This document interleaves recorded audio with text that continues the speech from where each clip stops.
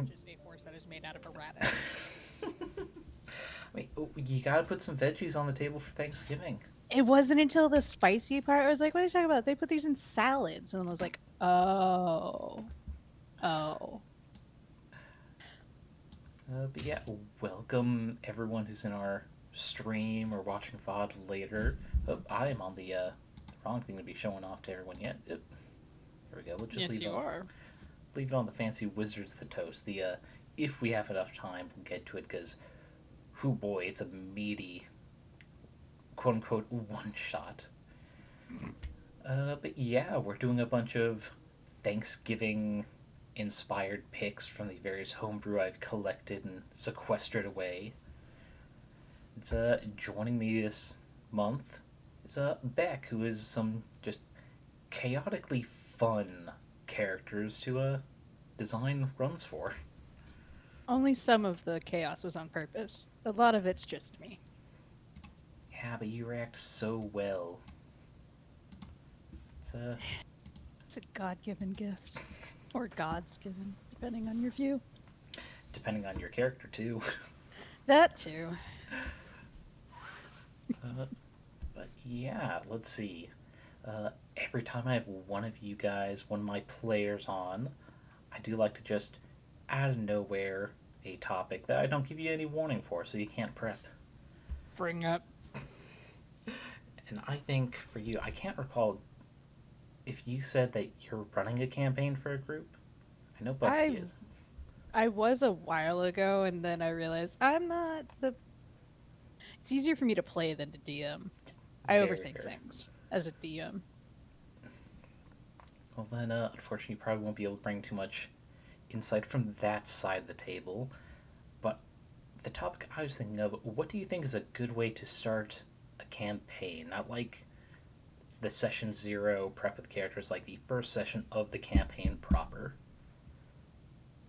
Because I know there's a very wide variety of ways people do that. There is, and honestly, I like looking at how other people have done it, because like I have done the all you meet at a bar.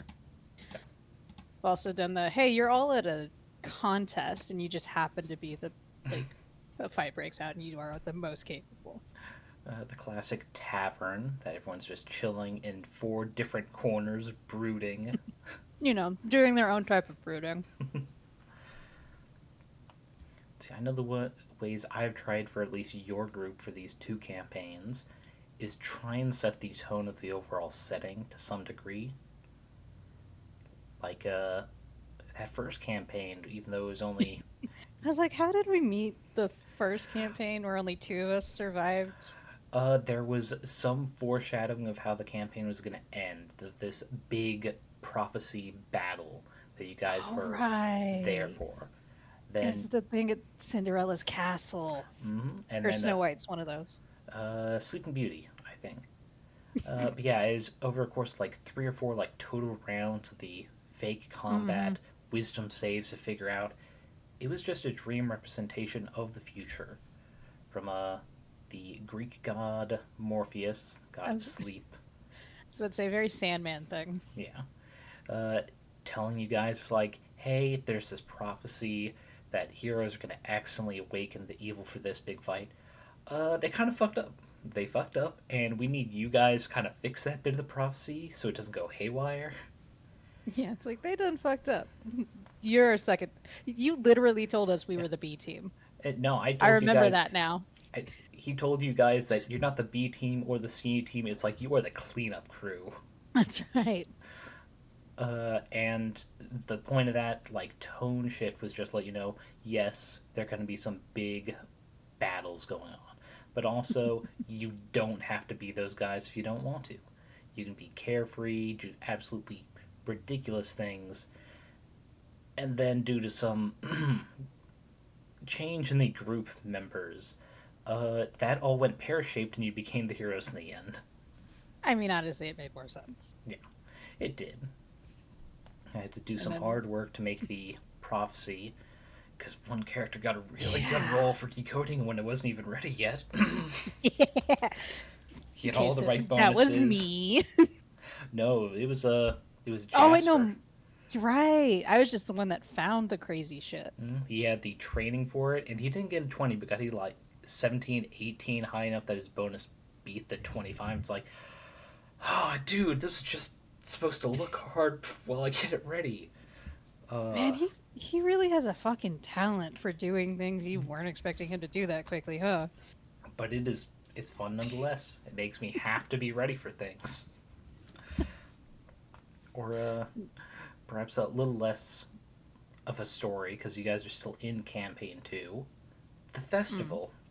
Just all the Festival. fun and games, some of which the wording of the game booth kind of hinted at later things happening. I didn't pay attention to what those were. Exactly. It's like foreshadowing, just because no one took notes about that. You took notes about NPCs or the things you won. I liked how your character, the lesbian in a committed relationship, did the drinking game where you just did, what was it, I jello mean, shots out of a brothel maiden's belly button. And the first one, you're out. It's like, I know. great content. Well, it was like Kiss a Siren or something. It was like, these aren't real, or are they? So, like, what? It's a challenge. It was a challenge. Your character stepped up, and And she failed. hit the ground because Spectacularly. Tripped at the starting line. but great bonding moment with the other characters. Like, oh, okay, she's drinking but too much. We'll babysit her and get some water in her. And then I won what was it, a turtle race or something? By encouraging the turtle with a nat 20? Something like iguanas, yeah, with food. And what was especially great was the one, I think it was Locke. I made such a low bet, too.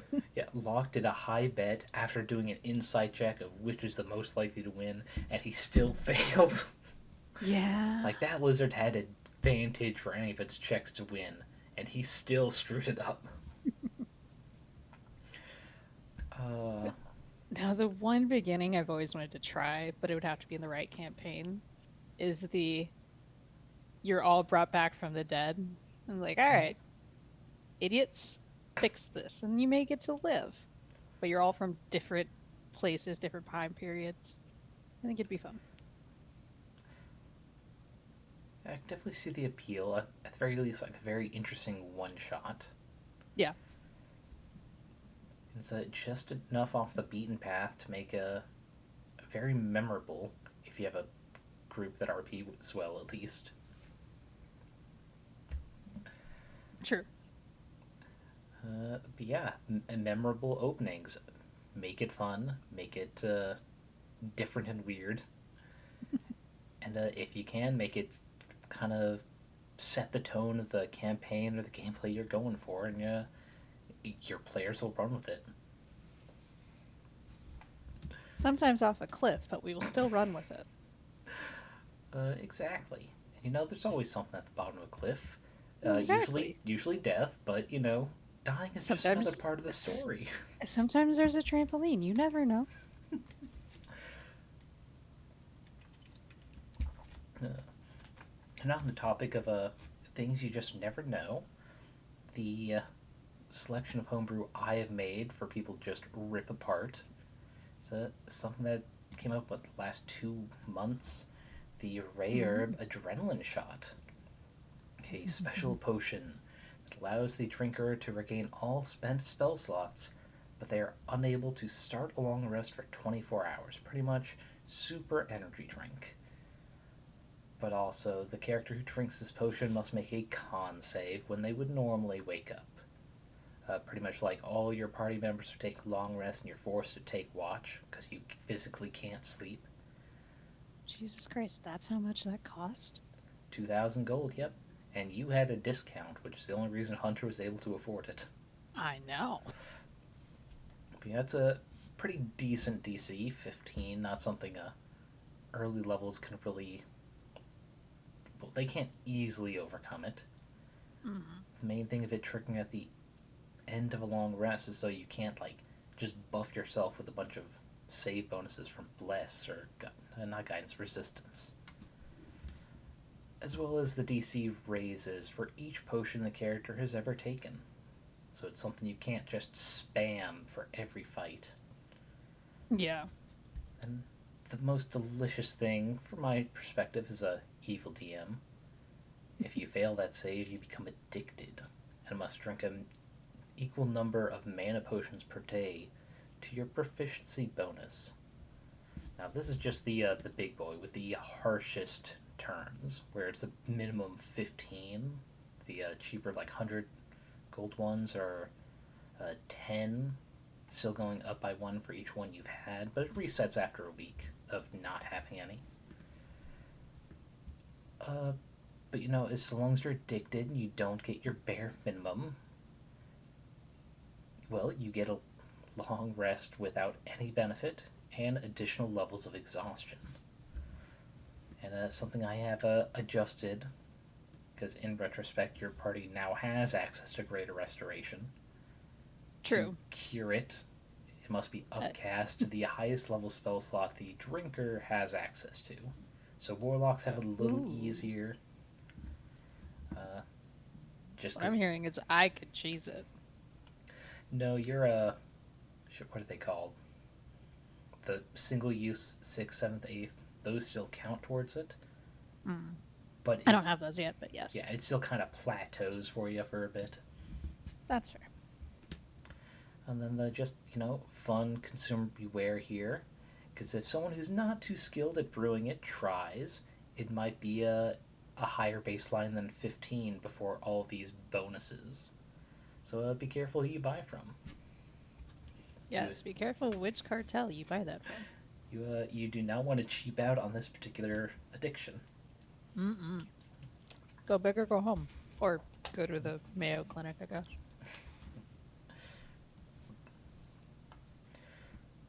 So yeah, being on the side that's actually getting access to this, how fun versus terrifying does this particular potion seem to you? It definitely seems like a last resort that I, as a player, would use. Like, if there's a big-ass boss fight and I wasn't playing a warlock, say like someone who's a full spellcaster, absolutely would use this. I can't remember why Michael used it, but I think it was probably a good idea. It was a big fight. Let's see, it wasn't in the Feywild yet. Was it the Lamina? It was. It was against the Lamia working for that Rune Lord. Yeah. That you were trying to make sure she died and stayed dead for once. She did. Yeah. Made it even more useful because despite being a druid, his fun subclass has access to counterspell. The perfect way to take down that spellcaster. It was. That, and we got the tree giant on our side. Mm-hmm. Yeah, you did some absolutely superb charisma rolls and good RP that just helped lessen what the DC would have been. When in doubt, just keep talking. Definitely works better for you than some of Busky's characters. He's learning. The kid's learning. He's learning. He's just a little distracted with college and his own campaign is all. True.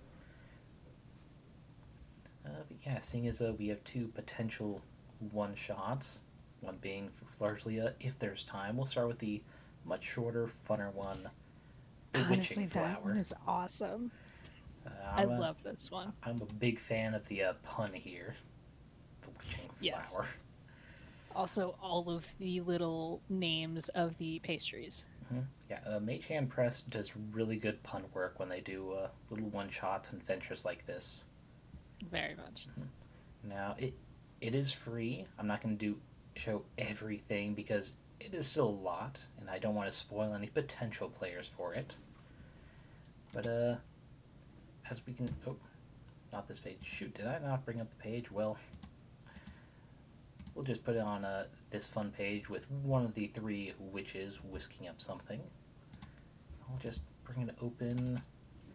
There we go, so I can actually read off the page describing the introduction to this fun little adventure. Oh, yeah. In the kitchen of a grim manor, a furnace door creaks open to reveal a blazing fire and dozens of strange, hateful baked goods, apple piders, blueberry gruffins, and living lava cakes. Each leaps from its tin of its own accord and stomps around, gnashing its teeth and drooling on the floor. The abominable bakes assembled, their creator announces, "Go out into the town and bring me those witches' secret ingredients." These things throughout the adventure are referred to as crumb bags. So some more punnery I very much approve of. But it's pretty much, well, very good timing for us to do the stream today, as it's the event for once a year at All Hallows Eve, the Three Witches of Genois, a French-sounding little hamlet. Probably, yeah. Bake just the tallest, most magical cake under the light of the harvest moon. And over the course of this adventure, you help defend the hamlet from these crumb bags trying to attack the place, assist them with the final touches, retrieving some more of the secret ingredients that do get stolen, and then face off against the masterminds. It's very fun. It's lighthearted. It's only for what is it? Level 3 like characters.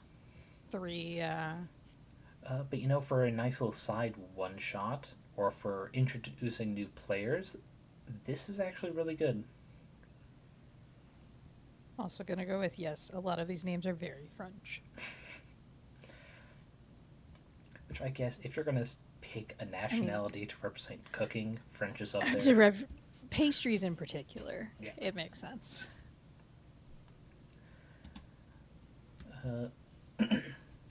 Yeah, with this one page, they do kind of describe how they kind of shorten some of the stat blocks, which really for one shot self-contained like this, you don't need a full stat block for most of your enemies. You need like basic stats for saves, the major traits that are going to come up, like if they have resistance to fire in a baking themed one shot, that's probably important to have on there.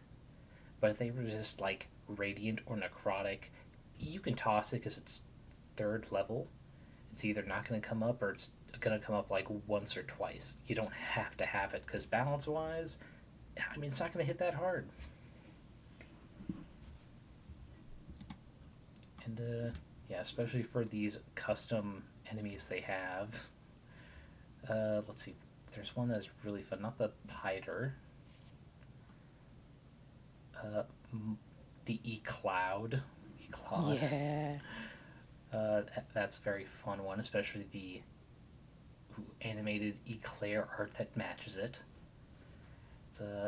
It's just trippy enough to be creepy, but it's also simple enough to be fun. Yeah.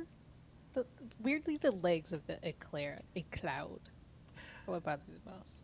But also on that same page, Monsieur Ganache. Yes. Very fun names for both the NPCs and the enemies. I especially like the location of the Gobble Inn, which fits with the like fancy theming of it sounds like goblin, but also food pun of gobbling, and it's an inn. True. Or where they, well, that's in the later on, but the Black Forest, like the Black Forest cake. It's enough to make you hungry. Mm-hmm.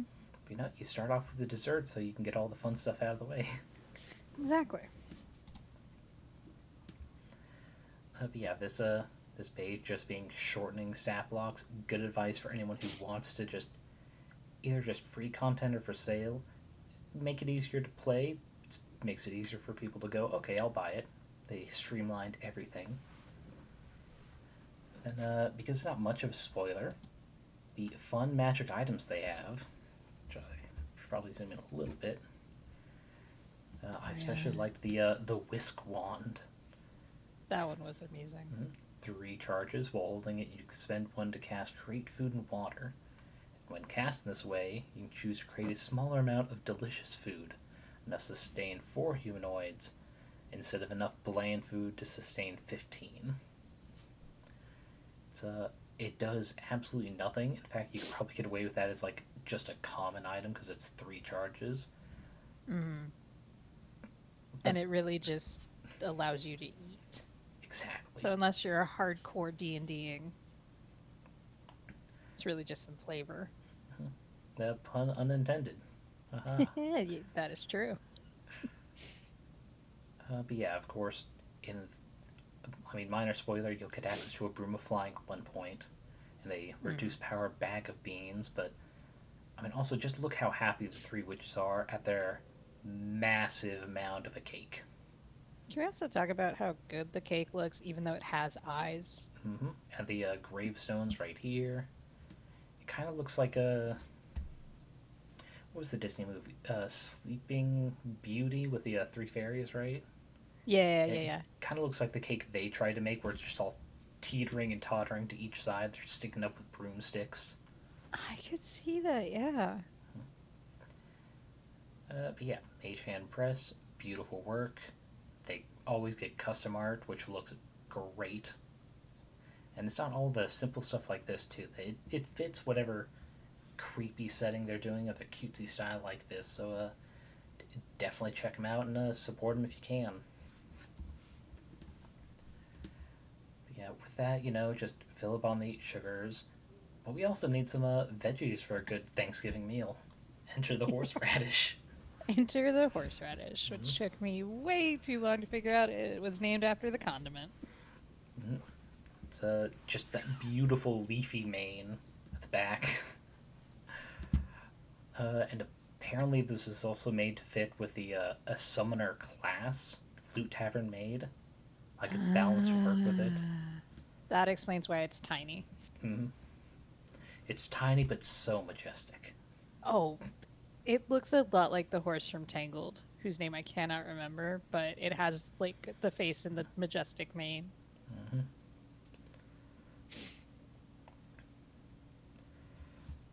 But yeah, the spicy feature. I was staring at that for like 5 minutes when you sent me these. And I was like, why is it spicy? Why is it dealing fire damage? It's a plant. Well, no, sorry, it's monstrosity. True, this one's not a plant. It just looks like one. Oh, and it...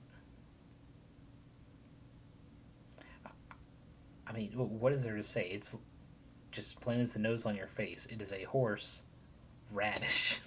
It is a horse that is a radish. It's, I think most of the stats are even the same as a normal horse. It's just also tiny and has a fire-based attack. Actually, yeah. It even has the strength of a horse. Mm-hmm. Which is terrifying when it's that small.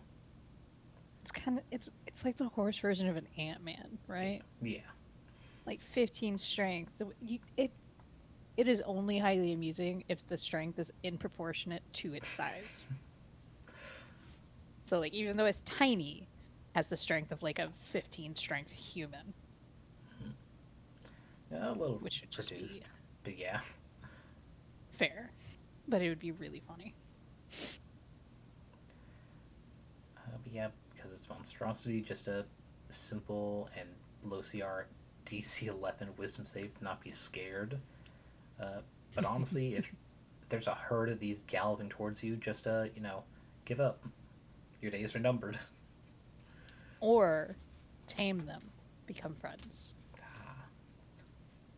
Because it is only scared of tiny beast or monstrosities. It doesn't say anything about anything bigger than it. Oh, I just realized something. Huh. With these being tiny, all you need is an enlarged duck, and you could settle the bet of what's scarier: 100 duck-sized horses, or one horse-sized duck. Or one really big. Yeah, that's true.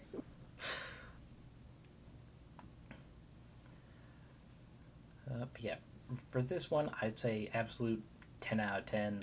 Looks balanced, looks majestic, can fit almost any setting. Yes, yeah, probably, would want it as a familiar. Just keep it away from Strahd. Seems like the sort of thing he would just hate on principle. That's fair. Especially with the spice. Mm-hmm. Let's see, moving on from that, the other beastie we have, who is literally food. The Animal Cracker Stampede. Which is more just a list of additional features to give, and then the suggested stat block to base off the rams and bisons and hippos for the animal crackers to be coming from.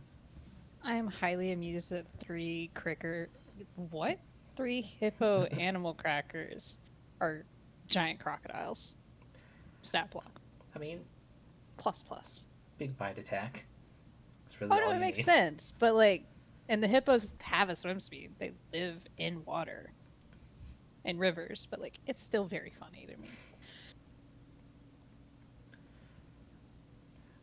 Let's see, the description on this is a herd of animal shaped crackers roams the chocolate coated landscape of the Chaco Hills.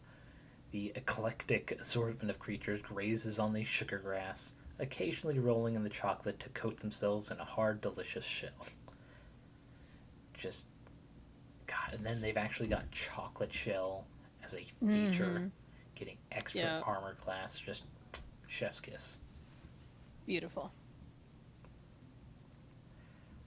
Yeah, and also a good example, homebrewing. Sometimes you just gotta fucking reflavor something, give an additional thing, and that's it. Don't have to reinvent the wheel. It's like I would ask, because this is the first thing that popped into my head now that I reread the chocolate shell. Mm-hmm. What if it takes fire damage? See, that is something they didn't account for. It's like Because like the bludgeoning makes sense, but like, what if I want to melt the armor? See, it might very well be just that all of these creatures have enough HP where if you dealt enough fire damage, they're probably going to go down anyway. That's fair. But yeah, just it's another case of what is there really to say? It is just super accurate. It is just animal crackers. It is. And now the Shirley Temple song is stuck in my head. Is it bad that I only remember like the two lines because the annoying commercial? No, because of the annoying commercial selling all of her stuff. No, same. Those two lines in my head. Anytime you're watching TV past 8, it's like, oh, time to shill this particular collection. Like, you want a Shirley Temple greatest hits collection? See, so the only thing I don't understand about this sheet, and it might just be I'm forgetting some thing about animal crackers, a VDC deck save, the VDAM bludgeoning damage. I'm not sure if that's just a typo. Yeah, I don't know what that is either. I was wondering. I'm like, what? Yeah. But is it like a formula? Maybe. Or it's supposed to be like this much bludgeoning damage based on like, well, because it even says VDAM on the statistics table, the variable statistics table. So I think it's supposed to be like variant damage. Gotcha. Yeah. Same with VDC, which I still don't know what it means. The variable difficulty? No, that's not what DC stands for. Or wait, or how many of the Stampede there is? No, because it always says three pull off of the Stampede, but like, what if the Stampede in of itself is like at 12th level? There are 16 hippos, and then like they do a damage of 14 if you get trampled, and they can go a distance of 15 feet. Could be. Whatever the case, it doesn't confuse it too much, because you're probably right that it's just supposed to pull from these. Maybe they just didn't explain that too well for the thing. But it's this stream is pretty much just all the free food things. So this is how they had it out on the post. So I assume it's how they meant it to be. Let's see. After this, the partner feats, because U.S. Thanksgiving is supposedly about being together with family that you care about, supposedly. Oh. I mean, some tables get very political. Oh, no, absolutely it does. But yeah, I thought the Boss and the Goon, being the one that Mage Hand Press had for free, very fun example of just the bond of teamwork and figurative, metaphorical family that grows in Oh the no. campaigns. I love all of these. I want them to be implemented. Mm-hmm. It's definitely something 5e could have been doing instead of, the OGL bullshit. True. But yeah, how it works is when two players can get a feat at the same time, they each just get, the Boss and the Goon or co-casters and get to pick from one of these benefits. Or is it all of them, or is it just one? Dun-dun. No, I think you get all of them. Oh, yeah, gain all three. Yeah, it's a very good, represents that bond, but also so much more flavorful than, yeah, my buddy here, he taught me spells, so I took Magic Initiate. Yeah. I was like, no, my buddy here taught me a spell, and now we can, like, toss concentration between each other. Mm-hmm. Let's see, Boss and the Goon, which would be, it fits any campaign, spellcasters or not. Every mastermind and aspiring kingpin needs a henchman, which they misspelt as hunchman, I'm now seeing. No, I like Hunchman better. It's very much a young Frankenstein Igor thing. Yep, needs a hunchman, an underling, or a minion to ensure things happen according to plan. When you and your partner choose this feat, one of you is the boss and the other is the goon.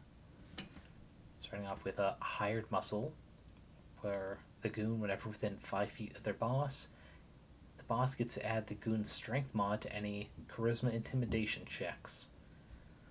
Very simple, perhaps niche, but also, very flavorful in execution. Very much if you're trying to build an evil empire, just have the big guy stand next to you and you are automatically more intimidating. Hint, hint. Miss one of the three running a cartel now. Yeah. But if you look at the three I have behind me, they're not exactly intimidating. Well, they're also when not you your know goons. them. No. Although I could probably convince at least one of them to take this with me. I mean, it won't be too hard with the recent memory. I actually wouldn't even. I was like, I wouldn't even have to ask him. There would be no convincing. Just be, hey, you want to? Yep. All right. Dibs on boss. Exactly, and then that ties in very well flavor-wise with Meat Shield. When the boss gets targeted by an attack, the boss can use their reaction to have the goon take it instead, which would be very good for you two, considering he's a fucking AC tank, but has no means to make people attack him, really. I know. They just see him as Metal Man, and they're like, cool, we're gonna go to someone else. Yeah, it's like, you look really difficult to hit, so, no thank you. Like, I'm not feeling this today. And also another thing for all the daddy cheer squad, the minion inspiration. It's a bonus action. The boss can grant their goon fleeting inspiration.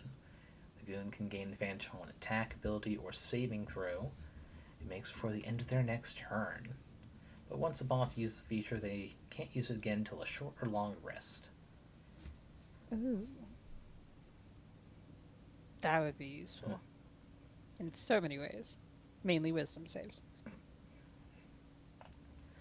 Yeah, balance-wise, as a single feat, it's probably a bit strong with the fact that 2 players have to get it. I think it's fine. It is a little strong, I'll give it that. Well, just because there's like 3 things, even if some of them are niche, like hired muscle. Yeah. You're going to try and set those up anyway.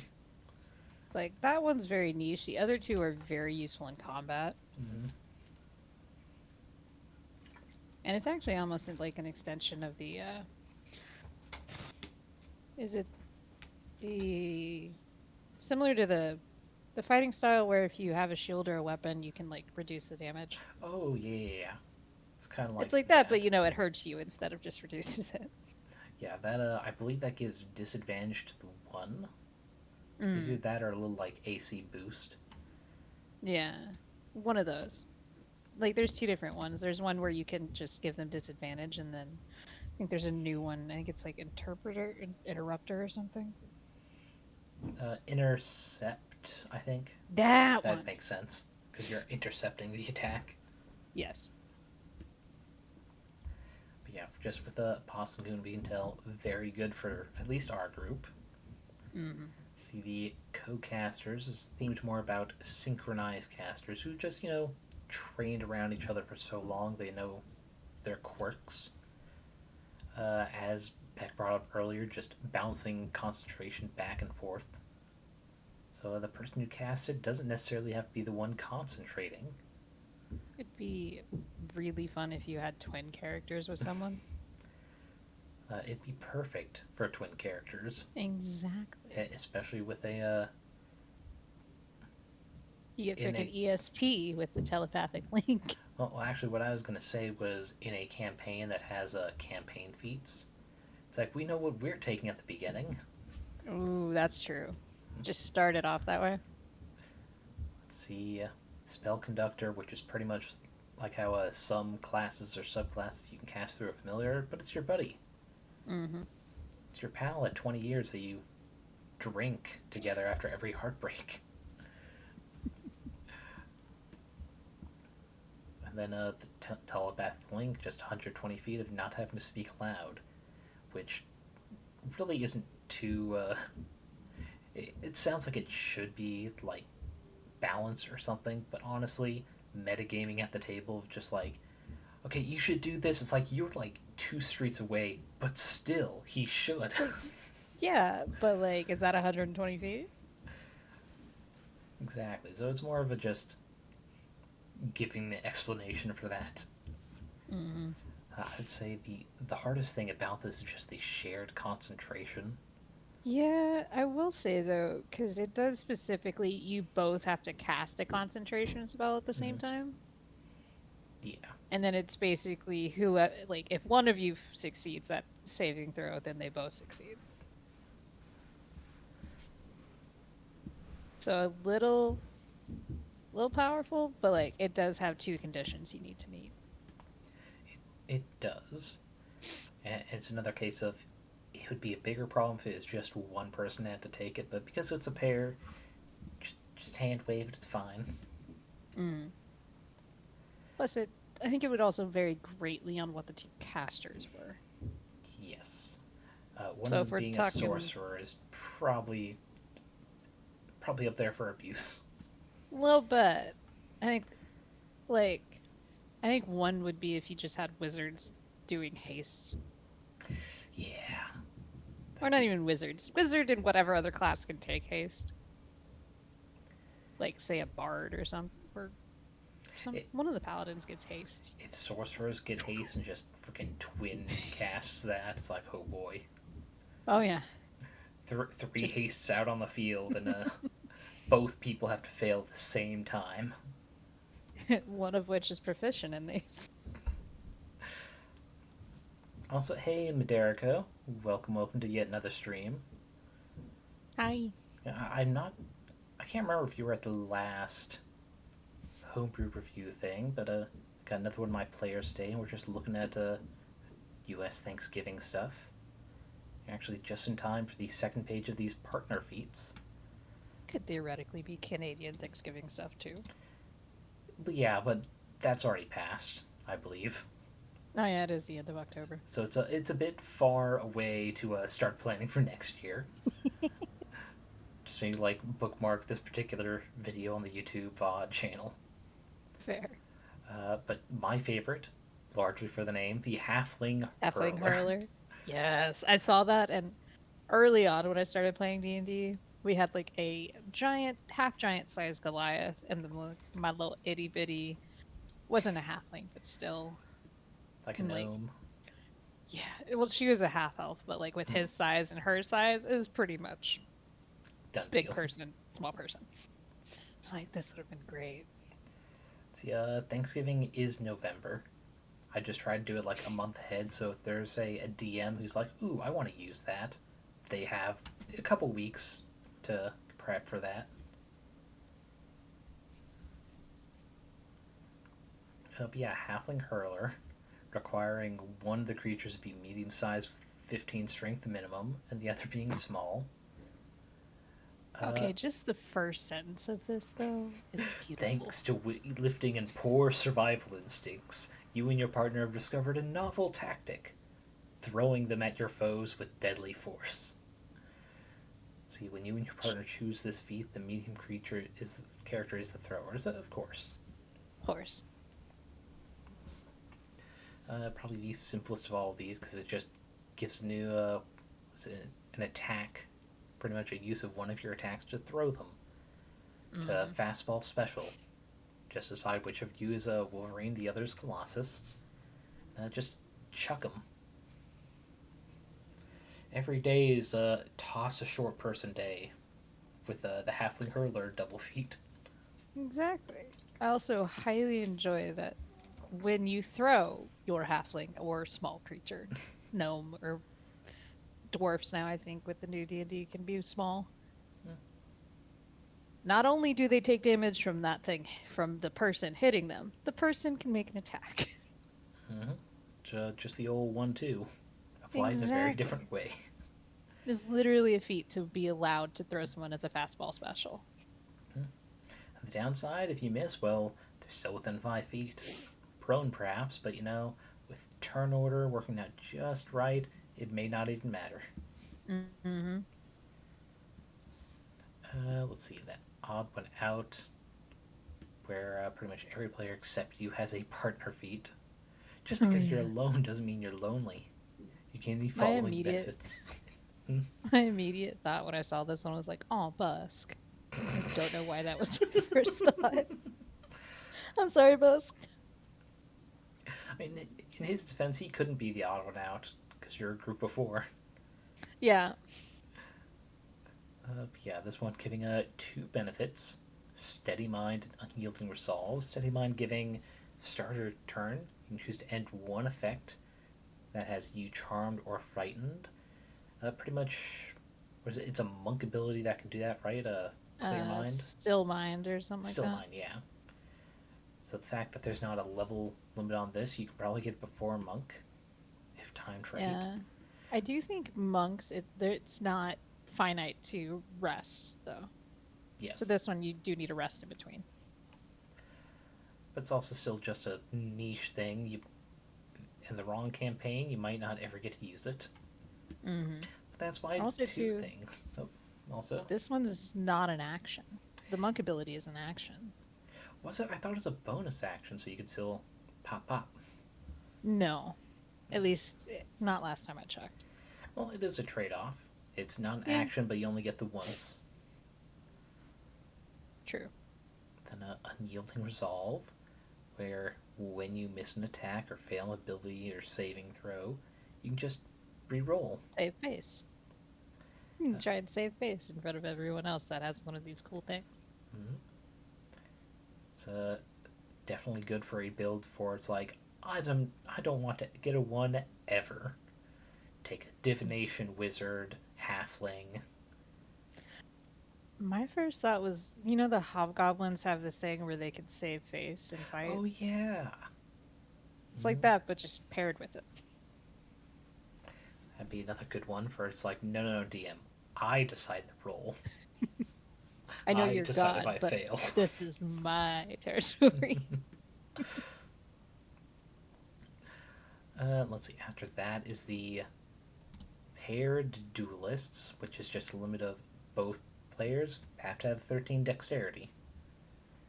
You and your partner fight in perfect synchronicity, granting the following benefits. Back to back, where if you guys are within 5 feet, each get a boost your armor class equal to a shield. Though it does not count as your shield, so, just stack them up. Exactly. The double feint. Once on each of your turns, you and your partner, while still within 5 feet, can add a d4 to an attack or damage roll you make. Very fancy. Then and then you can do a bait and switch, basically. Which which honestly is probably going to come up the least. Especially because with that high AC, you probably want to try and provoke opportunity attacks, just to keep it from any of your allies not triggering them or something. Yeah, it's very much like a older sibling, younger sibling fighter kind of thing Yeah, for the swap plays, or a couple. a couple would be very good, or even if neither of those, just like childhood friend kind of backstories where you've known each other for years. Fair. And to kind of counteract that, tag team with double 13 in strength. You and your partner are a dynamic duo that teams up to grapple foes with dramatic, coordinated pins and holds, granting the following benefits of double pin. Let's see, attempting to grab a creature that's already grappled by your partner, you can pin them as part of your grapple.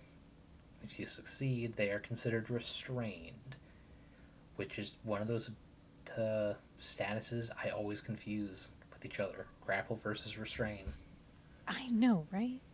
They're just so simple. Sorry, so similar. They might as well be the same. Well, I think it's because, like, in real life, they pretty much are the same thing. Like, when you're grappling someone, they aren't moving. Mm-hmm. It's a lot harder for them to do anything else.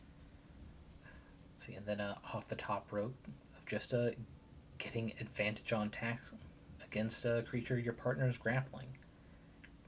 Just like, you hold him down, I'll break his legs, kind of thing. Yeah. Well, no, because this one is, instead of the advantage, you can add some extra damage. Mm-hmm. So it's like the wrestling tag team. It's like, you hold them, I'm going to jump on their chest. Which, off the top rope alone is probably going to guarantee at least one of those people is a barbarian. Oh, it Just should. so it's like, oh, I don't need advantage. I can supply my own. I'll take that extra Yeah. die, please. I'll take the extra dice. Oh, and I crit too, so that's 2 extra dice. Let's see, I'm considering tag team paired duelists are both pretty much you have to be within 5 feet of your partner. All those bonuses are not bad. They're a bit more than just flavor, ribbon abilities, but I mean, in the long run, they're not going to really stack up the damage the same way as like meta magic can for a fireball. Mm. It's like, really, they're just a way to make combat a little more interesting than I hit it with my sword. Yeah, a little spicy without having a whole new mechanic system built in. Yeah. And honestly, the double pen, like, I really like that. That makes grappling something worth doing sometimes. It does. Because it's like, no, I want to restrain them, but I get to grapple them first. But then if you have this, really, you just need your partner to, like, be on the same level. Mm-hmm. See, and then the final one of these partner feats, twin tactics, which we were talking about earlier, just perfect for magic, but I guess the non-magic equivalent. Yeah. Through drills and sparring, you and your partner have committed the footwork of complex tactics to memory. You can use Reckless Gambit. With a bonus action, you can tactically lower your guard to give your partner openings to strike. Attack rolls against you have advantage, but whenever you take damage from a creature you can see, your partner can use their reaction to attack them. You are becoming bait, and that needs to be mechanics somewhere in 5e. It should. This is also very roguey. This is like the thieves that accidentally got in a fight, and like, here's how they fight. Mm-hmm. Trade initiative, which there also need to be some more subclasses that can do stuff like this, that just kind of alter the bonuses or position of initiative instead of just d20 rolls. Yeah, I agree. Just what is it? I think it was like 3rd edition where you could choose to hold your initiative to just kind of bump yourself back. I think so. It was either that or 3.5, because I remember, slightly off topic, campaign 1 critical role when they were transitioning from Pathfinder to 5e. Mm-hmm. Yeah. They kind of kept that in it for a bit.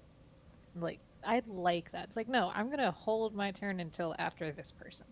Yeah, I watched Critical Role before actually starting D&D, and I thought that was a mechanic still in it. And I got told by a DM, it's like, That's not a thing. It's like, well, it fucking should be.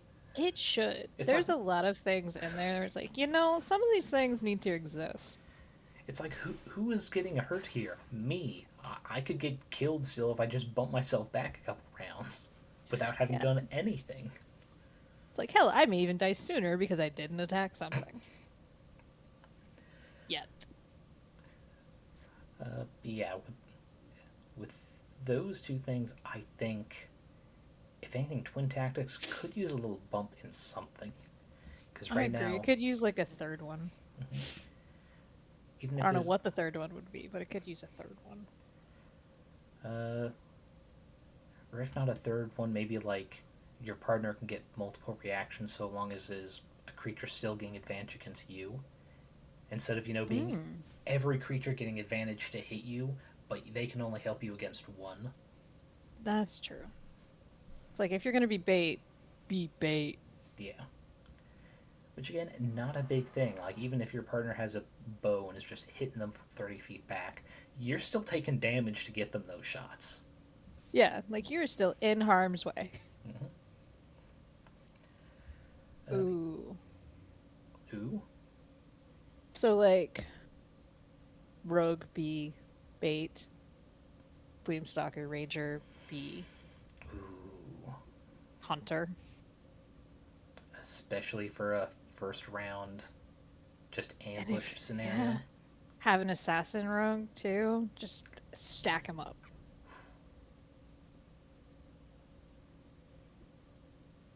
You would somehow be deadlier than when you played Andrea and her gun. I know. If you got that set up. It would require the perfect timing. It's like, hey, Busky. But you can also trade your initiative, so like you could make it happen. Mm-hmm. It's like, hey, Busky, you know how so many enemies just kind of rip the shit out of you? You want to weaponize that against the DM? Like, you wanna make them do this? Let's go. Honestly, it could even work with Locke Yeah. and Vow to a degree. Less, but like still, that would be pretty fun. To a degree, because you do have to take damage for the partner to get that reaction, is the thing. And Locke is built to be very hard to hit. That is true. But yeah, that's it for the partner feats. But once again, well done on Mage Hand Press. Mm. Let's see, and the next is the cheese. The charm of cheesing, which is very rare. Which honestly might be a bit high for what it gives you. I thought so. Like a little high. I'd say maybe rare. But that's probably just because they didn't want many of these things being made. Yeah. But yeah, the one key component for the many successful expeditions surely was hers Lide's remarkable gift to craft wondrous charms and trinkets from nearly any material or matter. Since she ran one of Valheim's most famous taverns, it was no big surprise the major part of them didn't only look, but actually were edible. This amulet has 3 charges. Whenever you make an ability check while wearing it, you can expend 1 charge and roll a d6. If the result is 5 or higher, you add the number rolled to the ability check. Otherwise, you subtract the number from the ability check. You can choose to expend the charge before or after making the check. The amulet regains all expended charges daily at dawn. Or, instead, as an action, you can take a bite from the charm and regain 1 expended spell slot of up to 3rd level, or regain hit points equal to 64 plus your constitution mod, or reduce your level of exhaustion by 1, a choice of those 3 options. The maximum number of charges is reduced by 1 in the process, and if the number of maximum charges is reduced to 0, the charm is destroyed as you have eaten it. This is the item that inspired me to make the Reyherb potions for a consumable to give you back spell slots. To say, I like the D6 roll to add potentially. You have way more of a chance of it hurting you. Mm-hmm. I was like, that's interesting. And then I read the last part. I'm like, oh, now I understand this. Yep. That's the big reason I figured you should just toss it down to rare, because no one's gonna use it for the charges. No, Like, you have to very be in rarely. dire straits. It's like, this thing already failed at -4 isn't gonna hurt me much. Go Yeah. for it. Not to drag on Busk, but like he would use it for the charges. He would, but he also does things just for the fun of it, Yes. which is another one of the almost must-haves you need in a group. Someone who will do something stupid just because you offered. It's like, you have a plan for this. I want to see where you're taking it. Yep. He's like, I don't know what this is going to be used for, but let's use it. Like, you don't have a plan. And? Fair. But no, the exhaustion one would probably be. The exhaustion's good, or just no potions and you're getting your ass kicked. 64 is pretty good healing. Plus your con mod, which most people tend to put at least a positive in their con. Let's see. Someone who will pull cards from the deck material. Do you mean like the deck of many things? Because that is you definitely didn't give busky. us a deck of many things, but he would. I did give you a deck. It was not many things. It was a deck of weapons. It was a deck of many weapons, which are things technically. That is true. He also got so screwed with that one. He did. He pulled so much. He did, but like he lost all of them. What hurt the most to do to him is when he was the last drawer from the deck, and he got the one where it's like, you have to draw 2 more cards. It's like, okay, so improv time, the next 2 cards are being combined into 1 item. A critter, like critical roll? Yeah, I believe so. Oh wait, no, there's a deck of many, I think it's like the, what is it, the magic trick hat, where you can just pull an animal out, but deck form? I mean, that's I know there's a definitely deck another of good illusions. I don't know, I didn't think about it. But yeah, the deck of many weapons you had was very fun. one. That was just the point of it. It's just improv practice, but also teasing you guys, thinking I gave you a deck of many things. Yeah. Which I thought, would buy a session or 2 of people just thinking, it's like, do I want to risk it though? Not with who you gave it to.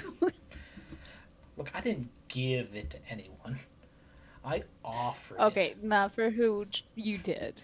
It was a trade. Let's see, I think one of the items that was traded for it, the blind trade, not knowing if they're getting, that was where I got. Let's see, you got. I think like invisibility. Hot I got sauce my knightly packets. sword. Oh, that was a different trade. But yes, Yeah, it's a different trade. But I know did you get the got them there, invisibility hot sauce packets that I didn't use in the campaign. No, but they were an option. I know there was one time you came real close, but then you thought, no, There might be a better. It was a more. backup plan. Yeah, it was a backup plan If for I something. recall correctly, it makes something permanently invisible. It does. Honestly, would probably use it on one of the guns once they're an artifact. Just for shits and giggles. Because they have to be even more valuable now. A gun that no one's going to see until you fire it. Exactly. It's like, where'd that gun shot come from? Is it the person who's holding their hand like they have a gun in it? Perhaps. Question would be, which one? Which one do I code it in? Actually, no shit, I could do it both, because there's allowed to be 2 square foot. I didn't say it had to be 1. I would say you could do both revolvers. The rifle might be a bit much to get a No. We're talking the artifact guns. The rifle doesn't become an artifact. You did both as okay. So Yeah, I could have sworn one of the rifles got artifacted. No, that was honestly, I needed something a little more long range that wasn't magic. That was just a gun. just a gun, she says. Andrea I never mean, made just a gun. oh, I didn't make it. I bought it. I thought you tricked it out, though. I tricked it out with artificer infusions though, Yeah. and ammo. I think I used some magic ammo in it. Yeah, good times with the various decks and tempting items I've given you guys. But yeah, overall, Charmer cheesing, very good, but rarity could be bumped down with no major downside. Like, it should only be that True. because you should not make it too easy to get a bunch of third level spells back. No, that's a lot of counter spells. Or, you know, if you're Or a particular fireballs, wizard, depending yeah, on your party. about to say. Yeah, going kind of the opposite direction. Something a lot more serious, but a lot more fun as well. The Magic Vending Machine. Courtesy of Slowquest. It's they have so many fun items here that I will unfortunately have to zoom in so we can't see them all at once. So I'm going to start with the fun attendant here, who has a simplified just health, AC, movement speed of 25 because he's a little guy. With a mean bite. Mm-hmm. They just give the bonuses to his various things. But yeah, creatures within 10 feet must make a DC 16 intelligence save, or will become extremely docile and treat all surrounding creatures as friends. Very good thing for any kind of shopkeep to have, because your customers can still pay you at the end of the day. Like, honestly, that should probably just be made into an item of itself. Instead of, like, pepper spray, just chill out spray. It's the NPC exclusive. It's like, you got rowdy adventurers passing through your town? Don't worry. The guards all have calming spray. Oh, yeah. And then the defense mode on this attendant for the vending machine, a metal door slides shut over the main window and surface window, rendering machine almost indestructible. It's like, who needs a level 20 former adventurer shopkeep when you have this guy with a fucking tank of a vending machine? Just give it wheels if he has to activate defense mode too much and just drive off. But yeah, it's a magic vending machine. You can toss it anywhere in your world, middle of a dungeon, if you want to make your players very suspicious.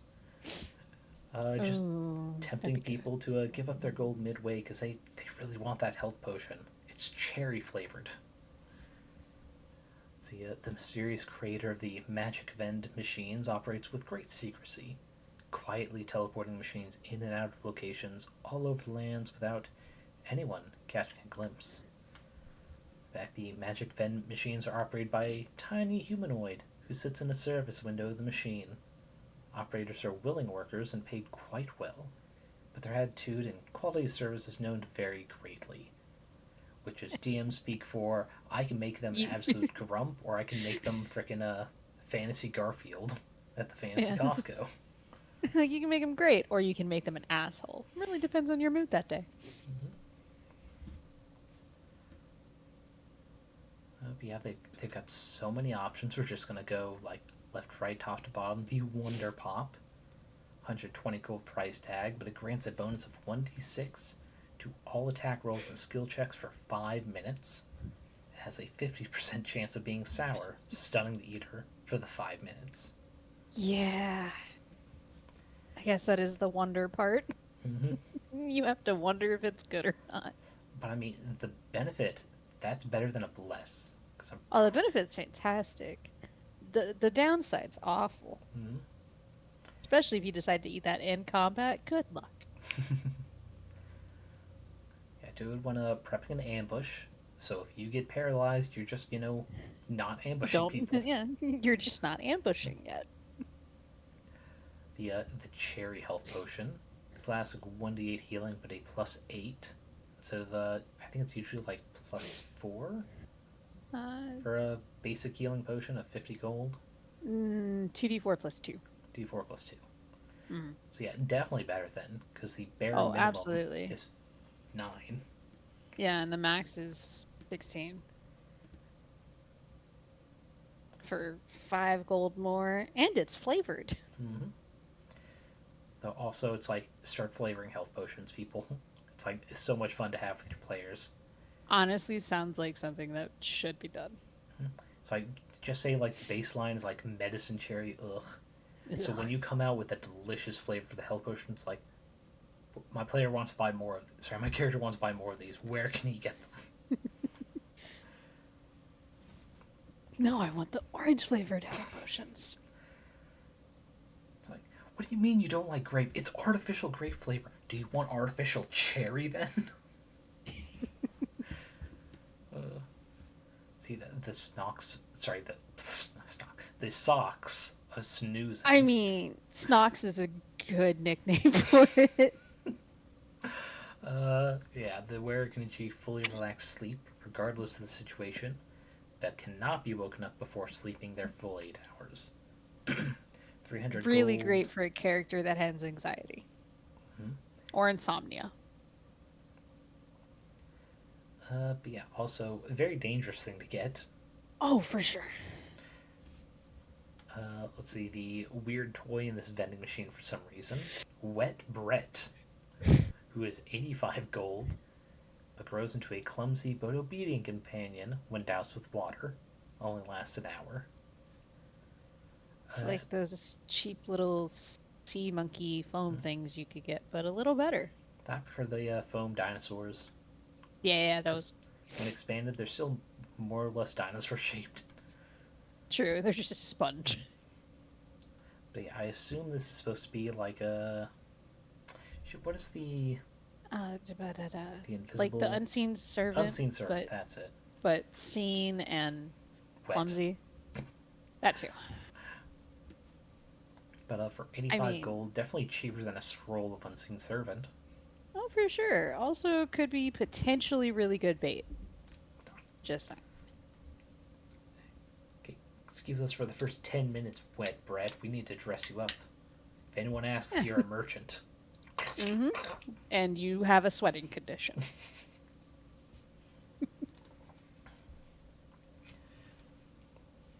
Okay, the probably risky one of Whiz Fizzle, because it takes 3 rounds to drink. But afterwards, you get to float upwards for 10 feet per round. Yeah, it is liquid levitate.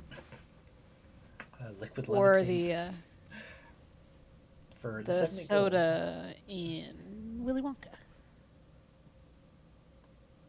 Fizzy lift drink? I know there's something else before fizzy. Yeah, I think it's like the fizzy lifting drink or something. Yeah. But I mean, for discount levitate, you'll get there slowly but surely. Yep, as long as you only need to go 100 feet up. So yeah, save everyone some time climbing. Just go up there, hope you get to a branch nearby, and if not, just feather fall and just swim through the air. It's like you'll get there. Like, don't worry, we're playing a game of we'll get there eventually. The Tasty Hasty, which is thankfully not based on haste. Yeah. Only gives you an additional 10 feet of movement for up to 4 rounds, but 10 gold, not bad. No. The cola you were talking about before we hopped on screen, the Holy Cola. Yeah. Which is only 15 silver pieces. It's just a delicious sugary beverage made with triple blessed holy water. Recommend giving to Strahd. It's honestly, this sounds like it's supposed to be like low-key alcoholic drink. Triple blessed, triple distilled, It could. My first thought was like, the spell components where you need holy water? Just not have this can of soda here. It's better, trust me. I believe those typically say like, was it 50 gold pieces or something like that? I think Ceremony takes 15 silver. Oh, Ceremony does. I was thinking of Protection from Good and Evil. the coming of age take for a ceremony. It's like, you are a man now. Gulp down this holy cola. Yep, you're a man now. Drink this. Oh, you two want to get married? Congratulations! You're both gonna have to just down one of these. Take Or your for the price, 2 of these. Yeah, take your keys out. This is how you shotgun one of these. Just which honestly, that's a wedding to remember. I was like, honestly, that fits for a wedding. Let's see. After that is the can triple. Grants advantage on an attack roll or skill check this round, which has 3 servings, which each can be consumed as a bonus action, which is how a lot more consumables should work. Agreed. Sorry if you hear meowing. That's fine. It's typical for you. Yeah. They just see you at the computer and they want to participate. Calypso. She was asleep and then she decided not to be. It's like, Mommy, it's not Friday yet. Why are you here? I'm like, what are you doing at the computer? Let's see. The final option, the vending machine, the snack of opportunity, which is just donut on a string. Honestly, donut on a string, love it. She's like, yes, it's my emergency Twinkie. It's very messy if it's jelly filled. But immediately hard to get the string around. Yeah, but immediately heals a 1d6 plus 2 hit points, and can be eaten as a bonus action. Still a lot better to get the cherry health potion though. Yes. Even if it doesn't let you do the bonus action, almost, let's see, max would be 8, double potentially hit point healing. It's like, yeah. Yeah, and the cherry health potion, it would depend on the game, because it only says that's how much it heals. It doesn't say it's an action or a bonus action.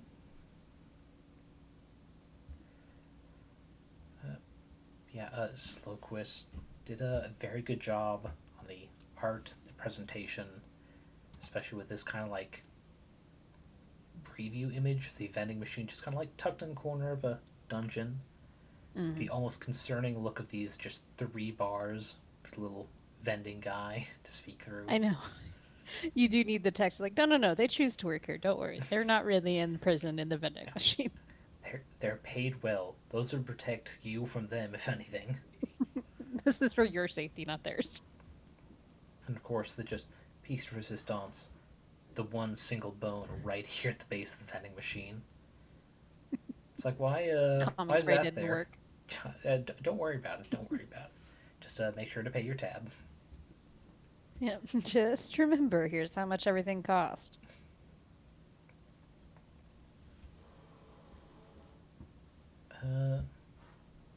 With that, we still have about 40 minutes left for stream. I think we have enough time to at least touch on Wizards of the Toast. We do, which I did not read at all. So, we're going in blind. It'll be fun.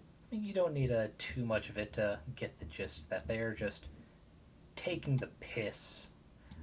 For those of you who have not been on the subreddit, what is it, Unearthed Arcana, especially back in January, February, when Wizards of the Coast came out with the stupid OGL update they tried to push on people.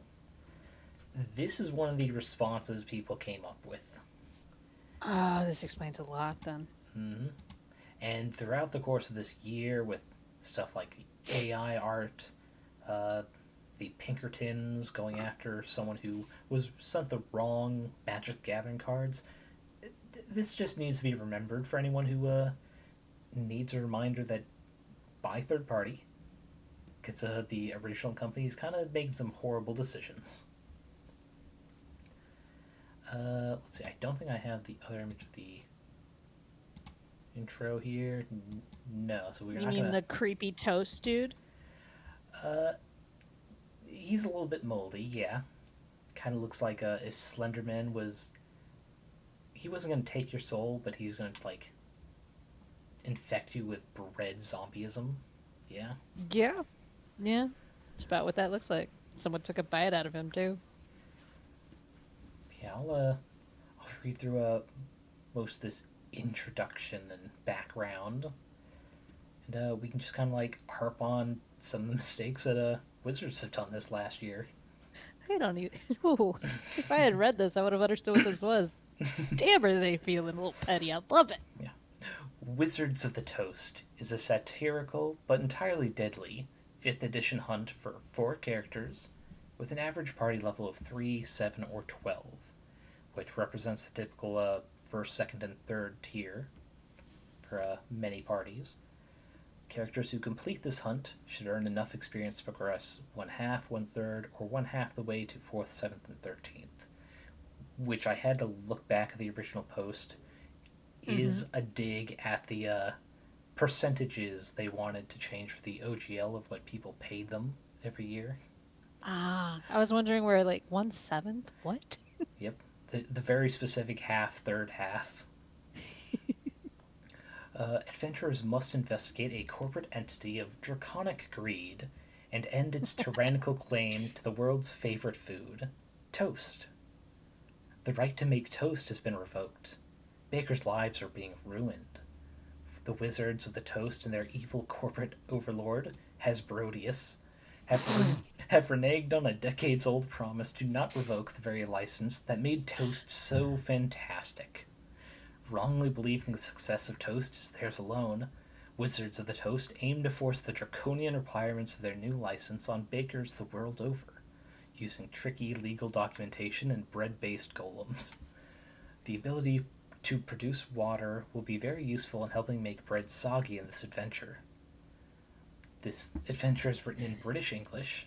We prove bread rather than proof it. Uses unique formatting to highlight things like conditions and saving throws, and use a revamped stat block for they're not just reflavoring basic golem things. They are making their own and kind of just changing the names of some of the conditions and saving throws that come up. But the background of this kind of like 2, maybe 3 session one shot. 2 decades ago, Toast took the world by storm. A clandestine group known only as Wizards of the Toast have perfected the art of heating and drying bread at the ideal rate to elicit prime golden crispiness. In a fit of mercantile prowess, their leader, Sir Ryan D'Ancy, shared their secrets with bakers everywhere, enshrining their copyrighted techniques in the Open Baking License. This license conferred a perpetual, worldwide, royalty-free, non-exclusive license allowing any baker, forevermore, to toast all manners of bread, and assured that Wizards of the Toast's own cookbook, the Toaster's Handbook, would never stray from the bestseller shelf. Whoever wrote this, I'm very proud of you. Yeah, this person definitely deserves. I mean, they got a Patreon, so I put up their Loot Tavern. Great items. Bravo. But so began the golden age of toast. Paninis were pressed, croque monsieurs cooked, and the market price of avocados soared as it was mashed into sliced wholemeal toast by youngsters everywhere. Kobolds invented a printing press and published many tomes gilding other bakers in their crafts. Pathfinders toasted lambus bread to add flavor to their forays into untraveled lands. Even Heliona herself tried her hand at magical toast after defeating a loaf of bread golems. Asterisk, the collective noun for bread golems is a loaf. So those who maybe weren't on the up and up during the OGL debate, those are all references to the different competitors or alternatives to 5e. Yeah, the kobold press. The kobolds inventing a printing press. Pathfinder. Pathfinder. I'm not sure what the Helena one is for. Is one of the, I believe, is one of the bigger names that got approached with the OGL, but spoke out at, because it's like, I don't want this accepted deal because it's still shit. Fair.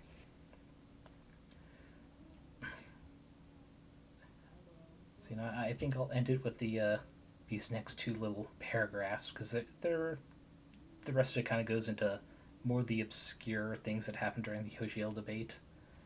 But one fateful day, some 6 years after releasing the 5th edition of the Toaster's Handbook, which, thanks to the thriving third-party baker community, went multi-platinum, Wizards of the Toast found themselves under the sway of a member of the Pastryarchy, a lawful evil entity known only as Hasbrodius. He appointed Pumpernax the Rye, a bread dragon with painfully stale sense of humor, as the new CEO of Wizards the Toast. Blind to the success that third-party bakers had brought to Wizards, Pumpernax commanded that they renege on their promise and deauthorize the OBL. In a move many claimed to be illegal and fall foul of antitrust laws, Pumpernax struck down the license and replaced it with a draconian revision, the OBL 1.1. No more would unique toasting recipes be protected, nor toast making be royalty free. They just took every pun they could. The stale draconian sense of humor. Oh. Just the name of the bread dragon. Like, oh. Let's see. From Maderica, I know a lot of new IP started getting created to avoid the entire problem. Exactly. I believe there was the Orc license, which a lot of third-party companies were coming together to make this alternative to the SRD that yes, they were. Wizards does. And I would suggest everyone get this particular thing. In fact, I think I still have the page up on my browser, if not in the recent history, to go and download this, because, oh boy, just reading through, even if you're never going to use it, the jokes alone through these puns.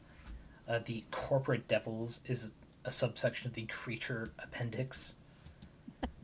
It's like, there's one, I think there's a subsection that I saw the spells. It was something about a contract. Mm-hmm. I think it was Hasbrodius contract. Yes. Beautiful.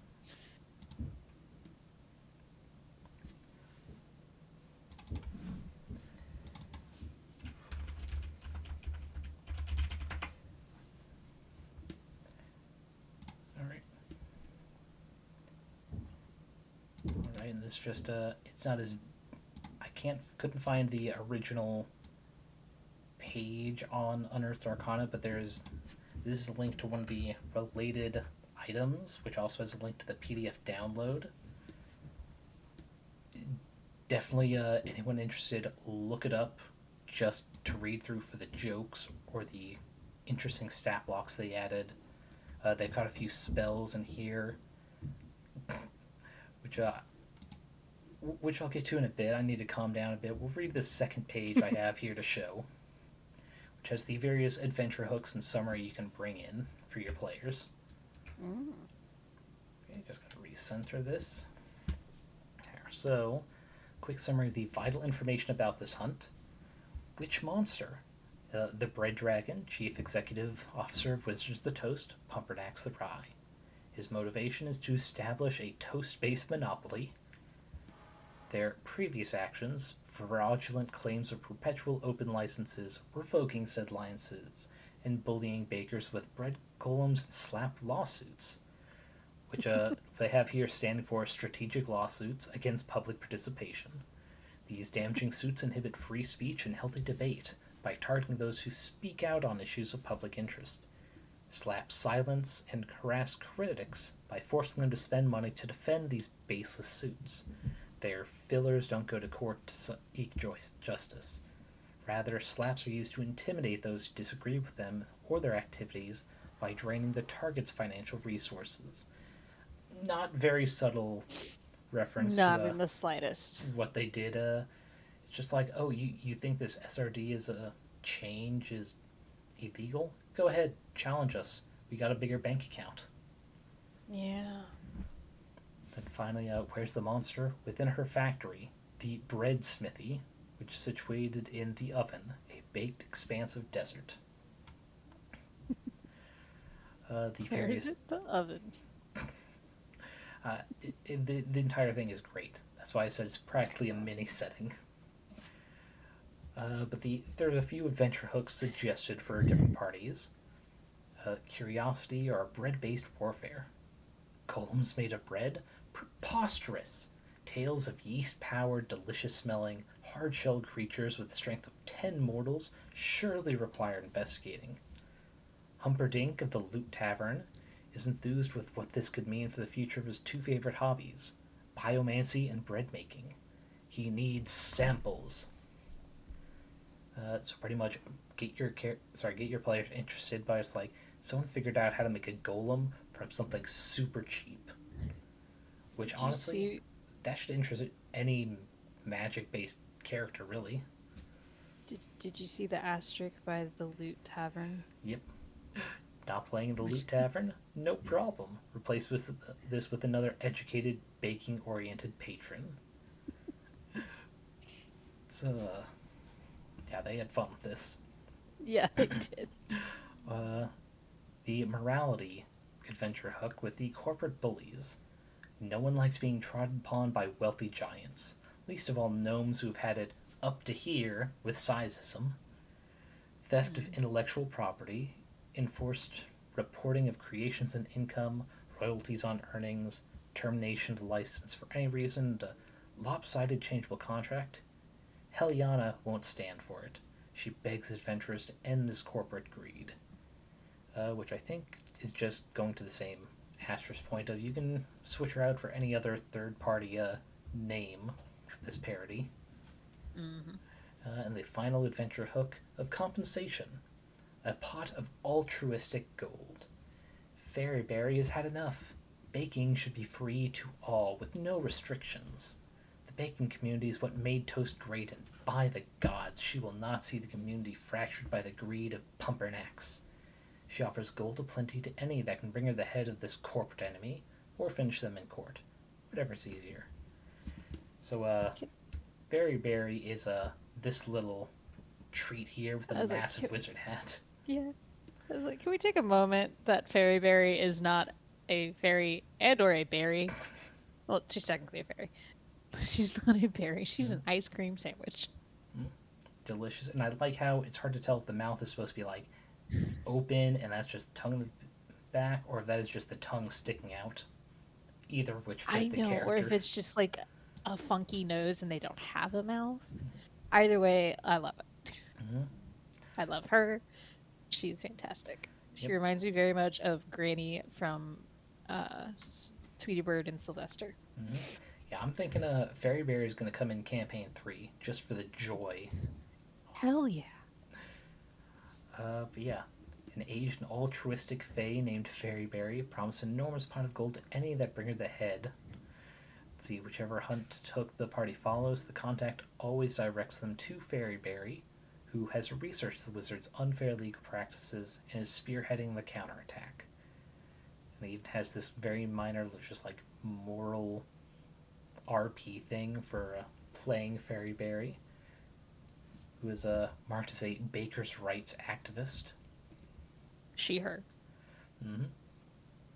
Which honestly, for a patron type NPC, it's all you really need, at least to start with. It's like, this is really all you need. Like the whole adventure hook, if your players are going even just for money, why would they attack her? Yeah. She's an ice cream sandwich. And then the hunt rewards here, it really doesn't matter too much unless you're going to do an ongoing campaign instead of just like a one-shot. But it is very nice of them to have included that, considering everything that is part of this particular one-shot setting of Wizards of the Toast. Can we just appreciate the quote for Fairyberry? I hate corporations. They truly are the soggy bottom of society. Yep, that is true. Absolutely no lies from Fairyberry. No.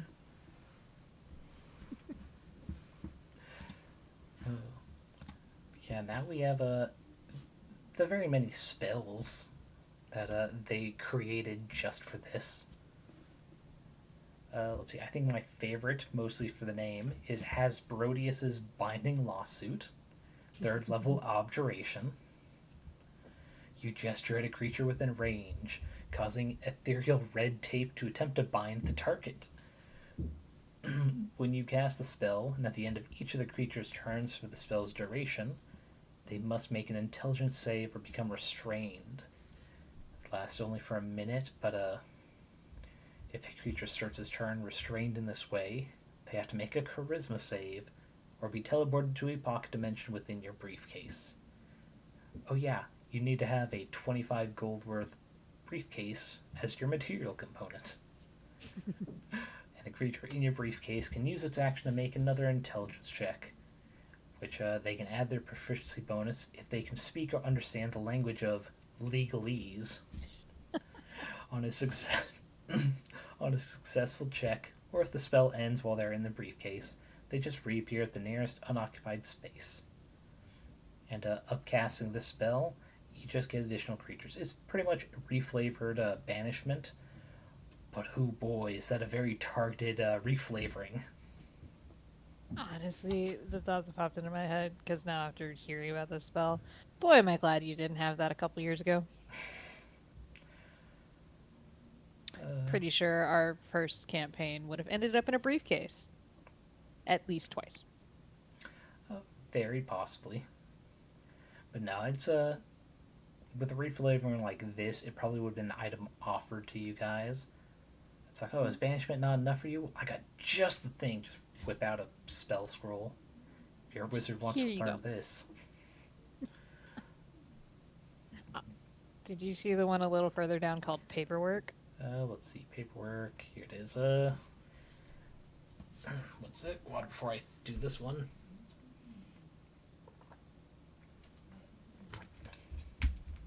Okay, so this one's a first level conjuration. You call forth a flock of flying paperwork, memos, letters, and paper planes, and a 5-foot diameter sphere. Paperwork can occupy the space of another creature. A creature who starts its turn in the paperwork space makes a dex save, taking 1d8 slashing on a failed.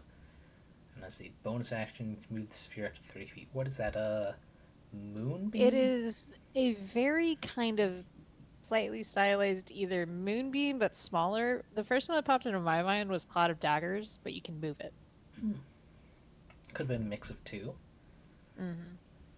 And it doesn't say they take damage from going through it. Yep, only when you start in the space. Mm-hmm. So it's kind of moonbeam that way, but Cloud of Daggers damage-wise and size-wise. Yeah, very fun, and not bad for a first level slot. Mm-mm. It's unfortunately limited just Bard and Wizard. It's like I would think Artificer should have a hand in there. I agree. Because then you just have someone getting cut up by a lot of paper origami. Let's see, amongst the spells, I don't think too many were too fun. Like bread skin is pretty nice, but it's was it bark skin, I think? Just reflavored to be a bread crust. Biomancy? I believe that's one of the custom schools of magic Loot Tavern is made. Yeah, it can be replaced with transmutation. Yeah. Ew. What, the part where it causes a layer of spongy bread to grow from your skin, quickly forming a hard golden crust? It's low-key, body horror like that. But it's also not quite bark skin, because it doesn't give you any addition to AC. Oh, maybe I was thinking another spell.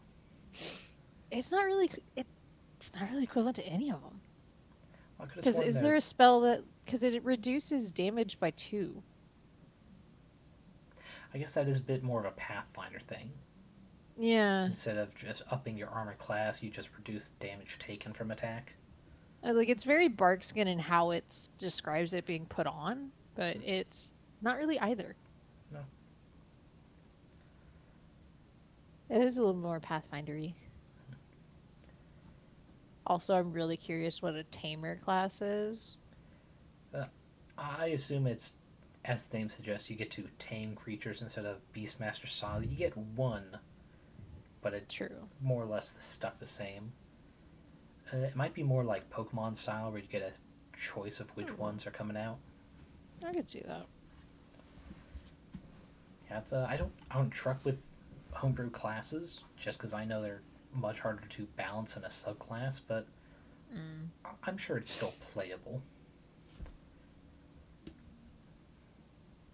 But looking through any of the particular monsters catch your eye, because I'm partial to the Breadnought. To be fair, I started reading Objection, the spell, because I got a very much Elwoods type of vibe, and I had to figure out if it was true or not. I mean, if not, a Phoenix Wright for sure. Fair. It's like counterspell, but you can use it on non-spells. Which means it's worth being a 4th level spell for that.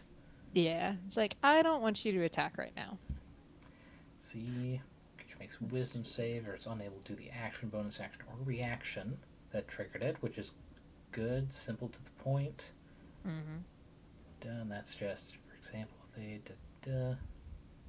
similarly, if a creature taking a legendary action fails, it can't take a legendary action that turn. That's pretty good for a 4th level.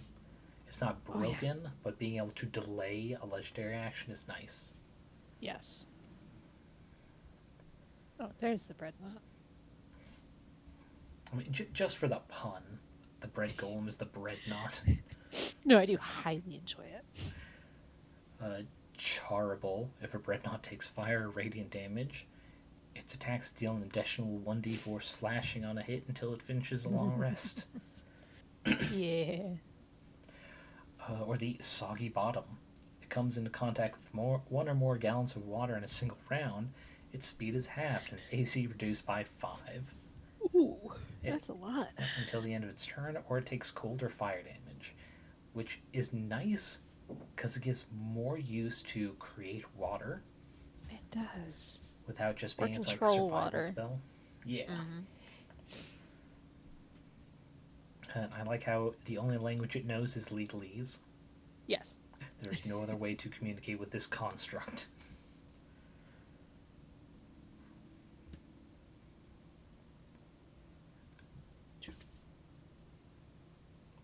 Fun ones. Let's see, they got the Chargoyle.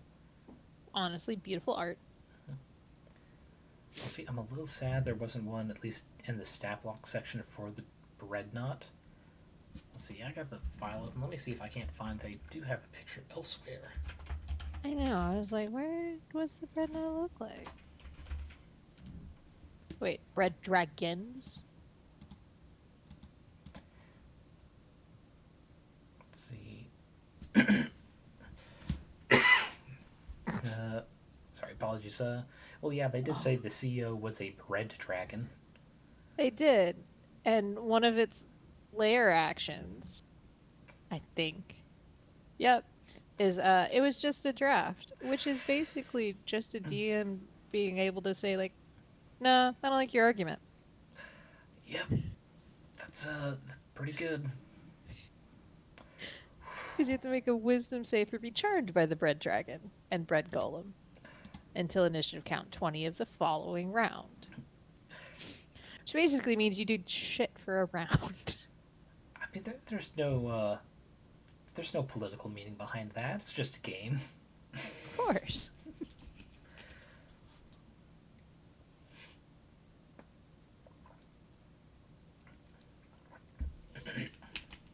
Though that does get past the description of bread dragons. The legally adept descriptor, bread dragons are born with an innate understanding of legal jargon, the ability to find holes in almost any discussion. They are masters of pedantry, possessing a supernatural ability to, actually, almost any conversation to death. As with most purveyors of the law, bread dragons seek riches, and are especially partial to ostentatious pastries like gold leaf croissants and jewel-encrusted muffins. Just no holds barred. They went all in. Actually, the next page, the bread dragon, you see him? I like the lawyer on top of writing him. Yeah, that might be enough to be worth trying to copy paste that for the stream to see, because that is very fine art. In the meantime, one of the other layer actions is red tape, of which they can create up to 3 15-foot cubes that are filled with ethereal red tape. When you start your turn in there, or enter it, you have to make an intelligence save, or be restrained. The restrained creature, or a creature that has proficiency in history, or can speak legalese. Within reach of a restrained creature, can use its action to make a history check, freeing the restrained creature on a success. If you can speak or read legalese, you have advantage on the saving throw. And check. So it's basically just, I can try and restrain all of you. And I hope you're smart. Each creature that is restrained by the tape on initiative count 20 of the next round is unrestrained. No, never mind. They gain a level of exhaustion. And then the tape disappears. That's rough. Yep. Just a continuation of no holds barred for this satire. Also, the regional effects. Bred within 6 miles of the lair spoils remarkably slowly. Oh, how kind of them. Mm-hmm. More chance to commit a crime by making toast. I know. All humidity in the area dissipates, and the ground dries and cracks like a tiger loaf.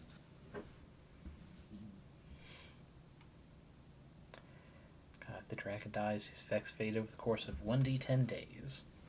Mm-hmm. Also, it basically has geysers within a mile of the dragon's lair. Which makes you dehydrated. But man, they've got all 4 ages for the red dragon. I was about to say shit. They got the doeling, the young bred dragon, adult, and the ancient.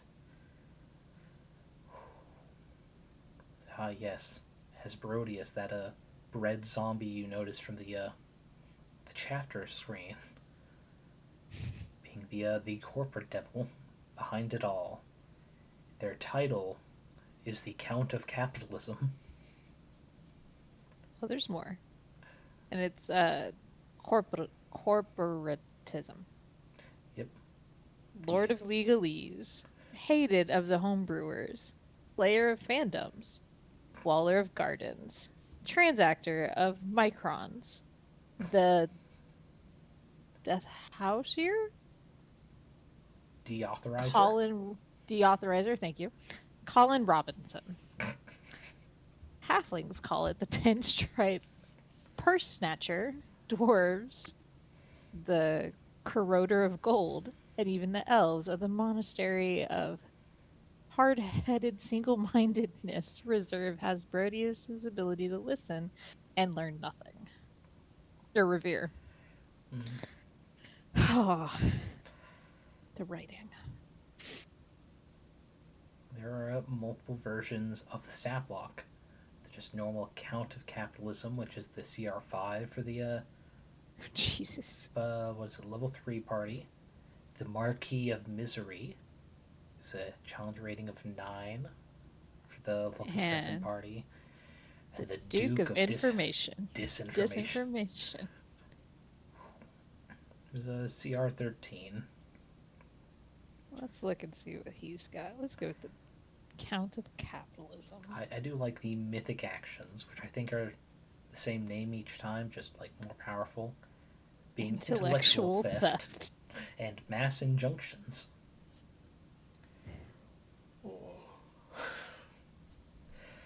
Choose this one. Yeah, cannot say enough. If you're just lurking in the audience, you're watching the VOD in the future, get this before someone decides to take it down because it's a little too on the nose. Or someone gets a little angry. Yep. I mean, I think they're covered with the small dick loophole. Probably. It's where you characterize someone just a bit too much like the person you're totally not basing them off of, but then you give them a little dick. So when they say, "That's me," it's like, you have a little dick, sir? It's like no one's going to admit that. Yeah. There's no way anyone would be like, they're talking about me with this. Yeah. You want to go with that? Ooh.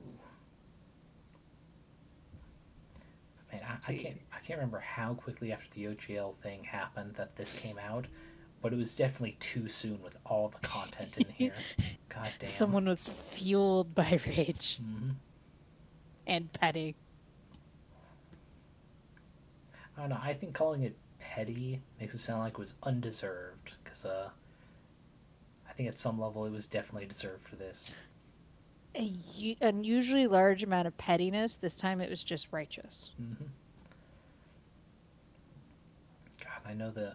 Let's see, going back up, the optional ending is where a great wizard known as Paizo the Great comes in, helps you finish them off for good.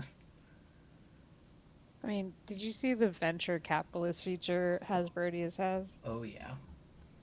It's Basically, if you're gonna kill him to like bring to zero, he instead summons investors and resurrects what is probably half of his hit points if I looked at his hit points. No, full hit points. mm-hmm. And recharges its slap. And regains any expended uses of legendary resistances.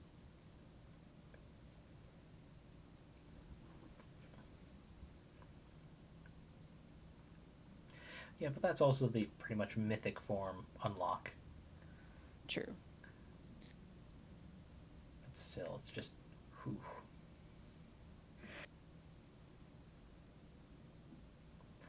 Oh, here it is. They kind of like advertisement page, just like where can you find more of my stuff. Heliana's Guide. So I guess it's one of the NPCs who are bringing the lore and products they make.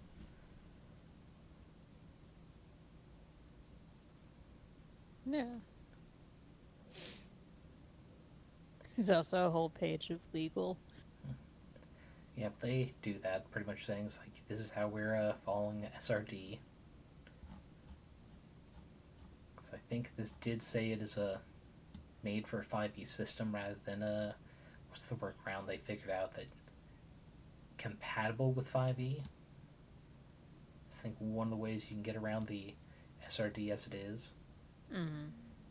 Sorry, the OGL as it was, because that has to be exclusively to them for them to make money off it.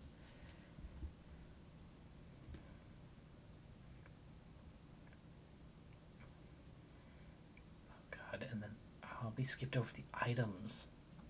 See the heart of stone. When a fiend dies near this fist-sized lump of obsidian, its soul is incarcerated within its inky confines.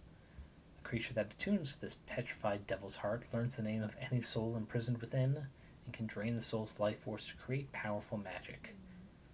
However, with each interaction, there's always a chance that the fiend can break free of its stony jail. Used as a spellcasting focus. It's pretty much got built-in soul trap, various spells you can cast with your charges called soul shred. Let's see. Honestly, I'm here for the weapon called Buzzkill. Yes. That was a very good use of pun. And also very nice art. It's beautiful.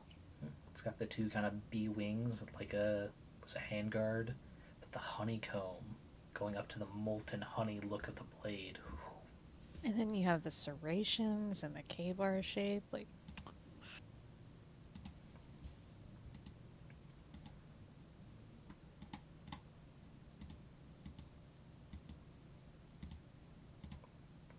You can feed them honey from the sword as a spell component.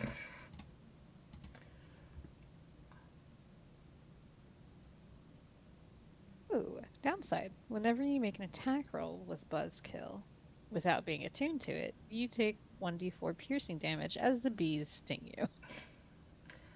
I mean, that's not bad. I mean, you just attune to the blade. Just very amusing. You can also give yourself persuasion advantage for 1 hour by using a charge. If it's a very rare variant. See, I'm assuming that means for the level 12 party. Probably. Because it also has a uncommon variant. I'm assuming it's for the level 3 party.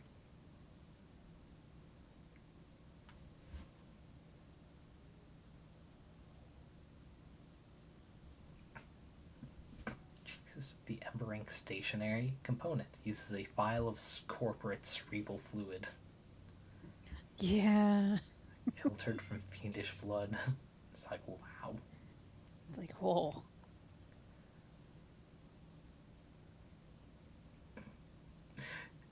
And some of the special abilities being under the header of contractual obligation. As an action, you can use the stationery to write on the skin of a willing humanoid, which burns into their flesh, causing a cauterized scar, while an identical burn appears in a similar place on your own body. You both take 1 fire damage and choose one of the various glyph options of Ward, Warp, or Wrath. Fiendish blood must be extracted while the fiend is still alive.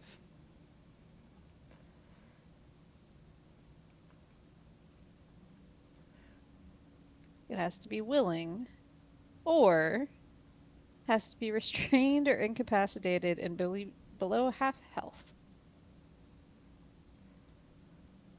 And that is how it regains charges. They were going for blood. Literally, in that case. I know. Loot Tavern's great. They appear so much on the various items I find because, I mean, they do good work. Look at this. Yeah. So, they've got Patreon if you don't want to actually buy any of their things. But, I mean, why wouldn't you this is what they gave away for free, for spite. That's what it was, not petty spite. Yeah. Which, part of that might even just been, if they got paid for this, Wizards of the Coast might have made money off of it, but giving away for free, it's like, no. You're not getting a cent off this satire. And we're gonna piss you off. Have fun. And then, of course, let's not forget the cutest item they have, the wafer shield. Yes, I did see that. Something Oh, it's got a face. Mm-hmm. Little chocolate dipping, too, and to think that used to be the crust of a bread dragon. Contrived as a means of quickly navigating the grand bakery of Baba Ganoush. Oh.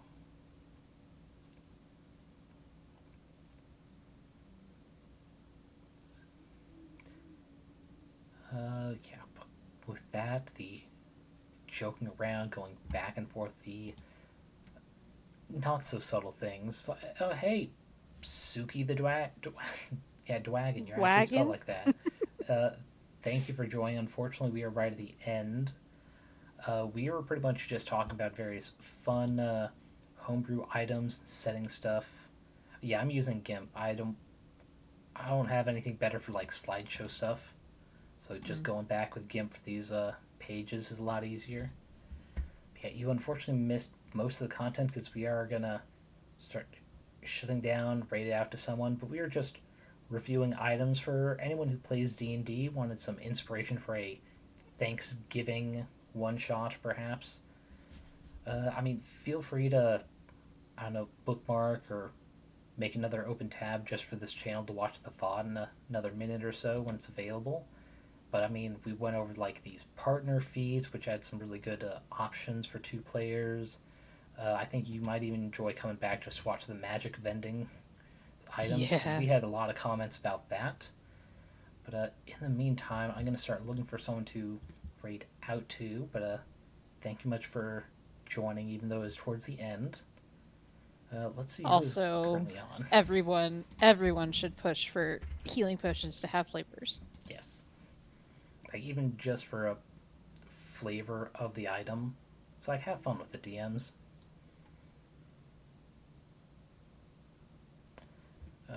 Let's see. We got someone who's actually playing Dungeons & Dragons.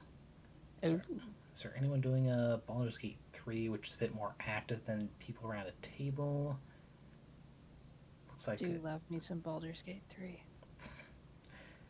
It's pretty big. It looks like none of the people I'm following. Oh. So we can do Ludicrous Limes, who's actually playing D&D, or there's someone who's playing Slay the Princess. Have you seen anything about that game, Beck? kind of recently No. came out. It's a game. There is a princess in a basement, and the narrator is speaking directly to the character you're controlling, saying you have to go down and kill her. If she leaves, the world ends.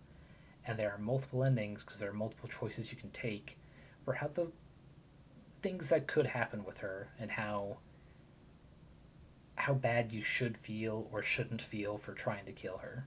Like there's radiant archfey looking form. There's one where she kind of gets animalistic.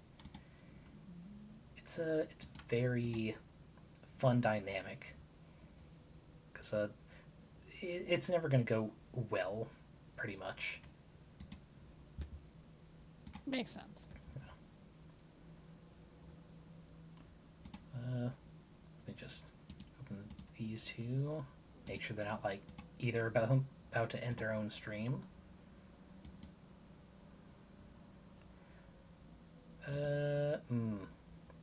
Wink might be ending pretty soon. They only do about 2-hour streams, and it's like 10 till.